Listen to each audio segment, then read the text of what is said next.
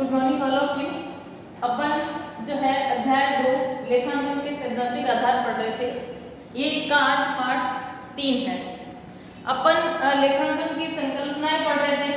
हमने कहा था किसी किताब में 13 है, किसी किताब में 14 है। संकल्पनाएं का मतलब है अवधारणा कह लीजिए या हम सैद्धांतिक इसके रूल कह सकते हैं। इन सब सैद्धांतिक आधार को ध्यान में रखते हुए हम लेखांकन का कार्य करते हैं। इससे पहले हमने जो 2 पार्ट है उसके अंदर हमने जो है करीबन 7 अवधारणाएं हम पढ़ चुके हैं। आज हम 3 से 4 अवधारणा को डिटेल में पढ़ेंगे। ये अवधारणा क्यों पढ़ रहे हैं? हमने कहा हम लेखांकन को जो है हम तुलना कर सकें, एक रूपता लाने के लिए, समरूपता लाने के लिए कुछ अवधारणाएं होती है और इसीलिए हम इन अवधारणाओं का पालन करते हैं। हमने बहुत सारे उदाहरण दिए थे।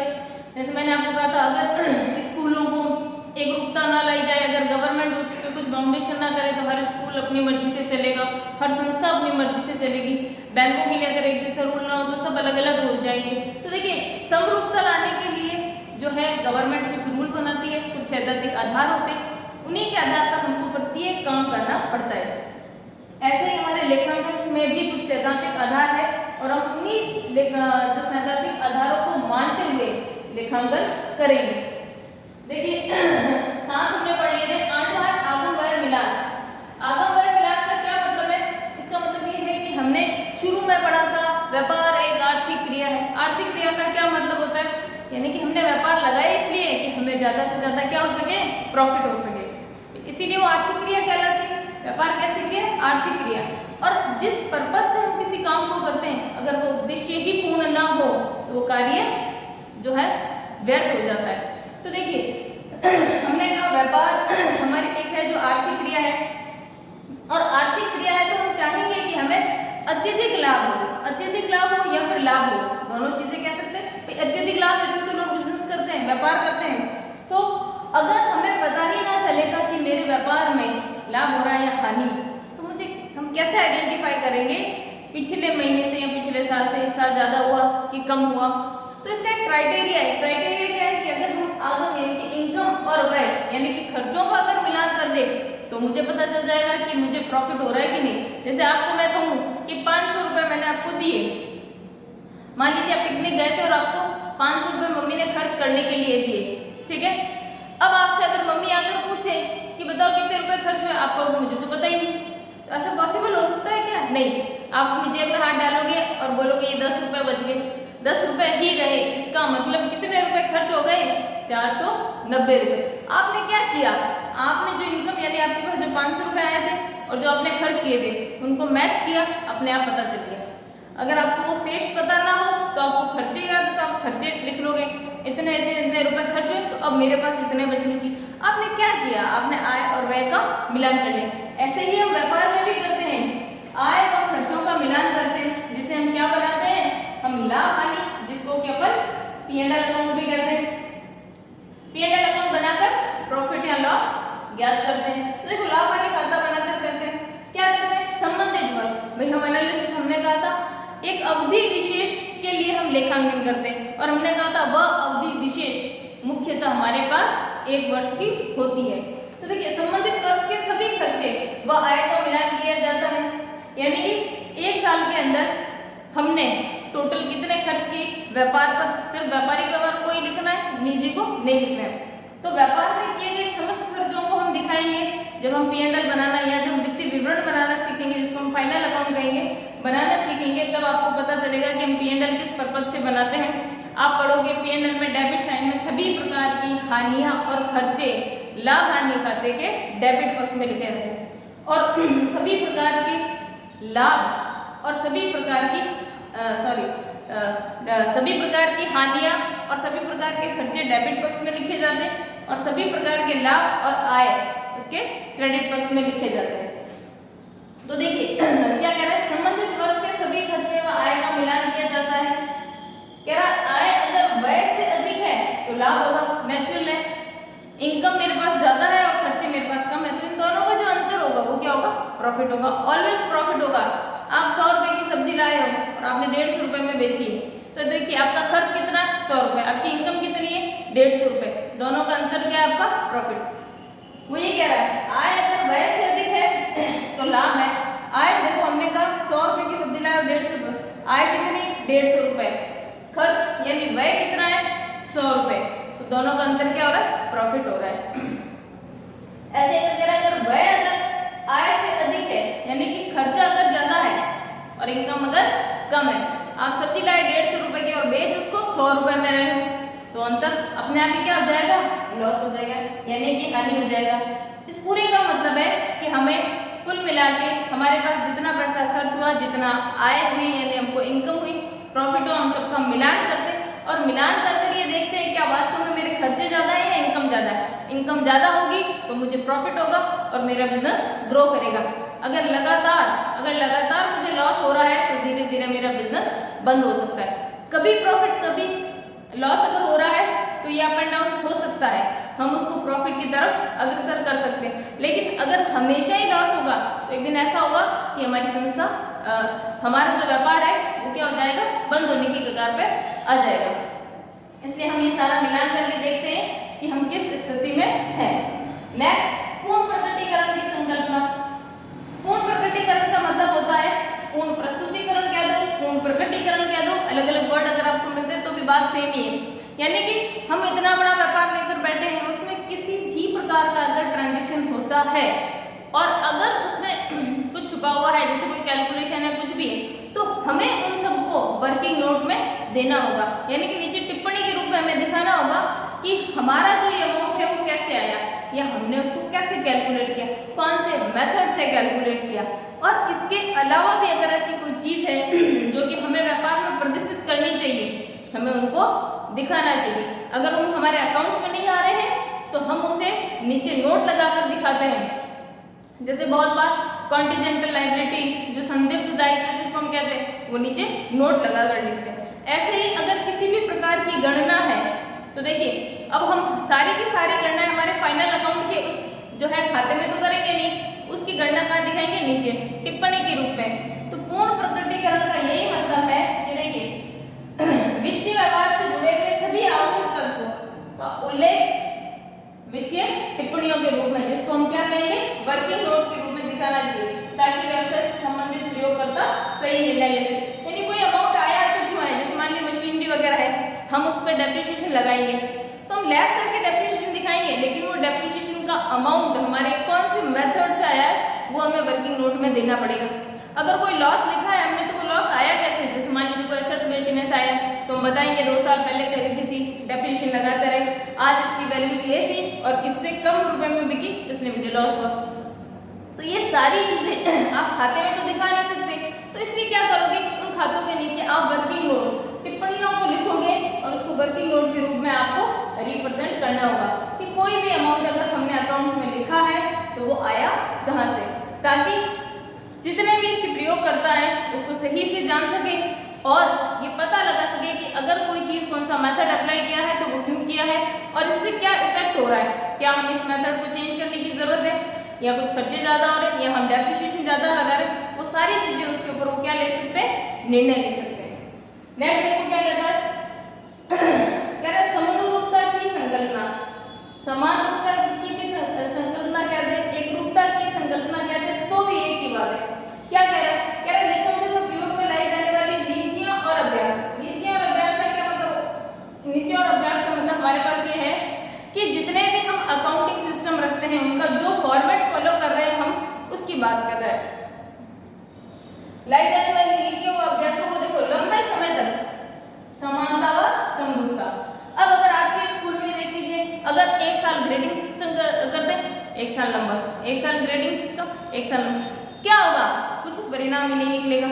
या आपको ऐसे कहते हैं फर्स्ट टेस्ट ग्रेडिंग में, सेकंड टेस्ट नंबर में, जो आपका है हाफ ईयरली ग्रेडिंग में, थर्ड टेस्ट नंबर में, क्या होगा, कोई रिजल्ट ही नहीं आएगा, एक्चुअल का रिजल्ट नहीं आएगा कि वास्तव में क्या हो रहा है। ठीक है, तो इसीलिए अगर जब हम अकाउंट्स की बात करते हैं तो वहां पर लेखे रखने की अनेक प्रकार की विधियां होती है। जैसा आपका व्यवहार है उस अकॉर्डिंग आपको लेखे रखने चाहिए और आपने जिस मेथड को फॉलो कर लिया है आपको लंबे समय तक उस मेथड को फॉलो करना चाहिए। उसका क्या कारण है, उसके बहुत सारे कारण हैं। एक तो आप समानता समरूपता को लेकर चलोगे, दूसरा अगर आपको कभी तुलना करनी पड़ेगी तो आप तुलना कर पाओगे खुद के परिणामों से, दूसरों से, या अन्य किसी भी प्रकार की संस्था से जो हमारे जैसा काम कर रही है। हमारी खुद की अवधियों से पिछले साल कितना प्रॉफिट हो रहा है और इस साल कितना, पिछले साल हमने कितना डेप्रिसिएशन लगाया था, किस मेथड से लगाया था, और इस साल कितना। इससे हमारे व्यापार पर क्या इफेक्ट पड़ रहा है? क्या खर्चे ज्यादा दिख रहे, प्रॉफिट कम दिख रहा है, या हम रिजर्व ज्यादा बना पा रहे? बहुत सारी चीजें हैं जो कि हम उसको आइडेंटिफाई कर पाते हैं।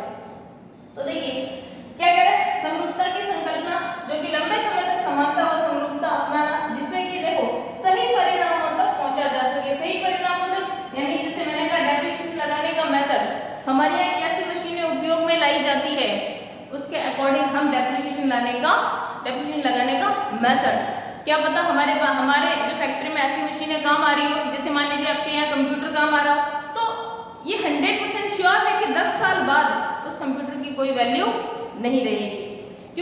क्यों नहीं रहेगी? क्योंकि जितने भी टेक्नोलॉजी वाली जितने भी आपके उपकरण हैं, सारे के सारे की जो है डेप्रिसिएशन बहुत अधिक मात्रा में होती है, और टेक्नोलॉजी बहुत फास्ट चेंज होती है।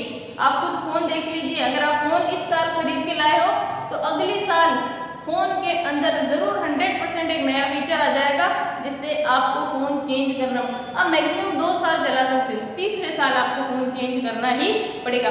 जरूर कोई ना कोई या तो 5G या 8G आ जाएगा, या कोई ना कोई नया फीचर आ जाएगा जो आपके पुराने फोन में नहीं होगा। तो देखिए अगर मेरी संस्था ऐसी है जहां पर टेक्नोलॉजी बहुत ज्यादा काम आती है, तो मेरे पास डेप्रिसिएशन की दर बहुत ज्यादा लगानी पड़ेगी, ठीक है, बहुत ही ज्यादा, जिसे हम फिक्स मेथड भी कह सकते हैं, ठीक है।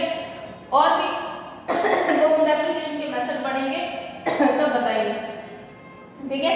तो देखिए, तो उसके अंदर हमें उस अकॉर्डिंग डेप्रिसिएशन मेथड अपनाना पड़ेगा। अगर मेरे यहाँ कोई मशीनें काम आती है जिनका जीवन काल लंबा है, 20 साल 25 साल है, तो उस अकॉर्डिंग मुझे मेथड अपनाना पड़ेगा। हो सकता हो मेरा ट्रांजेक्शन उधार में है, तो मुझे डेटर्स के लिए प्रोविजन बनाना पड़ेगा। भाई अगर हमने ज्यादा उधार माल बेचा है तो संभावित रहेगा कहीं ना कहीं पैसे डूब सकते हैं। अगर मेरा पूरा ही ट्रांजेक्शन कैश में होता है तो मुझे उस डेटर्स की जरूरत ही जो है प्रोविजन वगैरह बनाने की जरूरत कम पड़ेगी। तो देखिए ऐसे करके हम ये कह सकते हैं कि हम उस मेथड को मेंटेन रखें जिस मेथड से हम काम कर रहे हैं, ताकि हम सही रिजल्ट सभी के सामने प्रस्तुत कर सकें। सभी के सामने का क्या मतलब है? जितने भी हमारे उपयोगकर्ता हैं उनके लिए, ठीक है। इसके बाद हमारे पास एक और संकल्पना आएगी, मैं उसको आपको ऑरली बता देती हूँ, रूढ़िवादी की संकल्पना, ठीक है। यहाँ जगह नहीं थी,